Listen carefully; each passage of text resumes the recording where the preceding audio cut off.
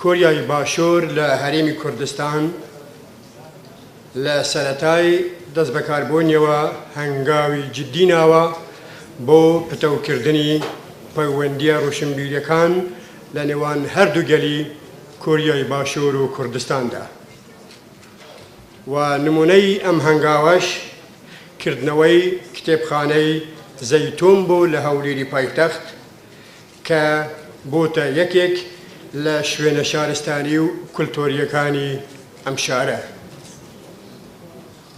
ئەم کتێبخانەیە بە هاوکاری تیپی زەیتونی کۆریای باشوور لە هەرێمی کوردستان دروست کراوە، جگە لە دابینکردنی کتێب و سەرچاوە بۆ خوێنەر و توێژەرەکان بۆتە جێگەی ئۆرگانیزەکردنی چەندین چالاکی ڕۆشنبیری و کولتۆری و هزری.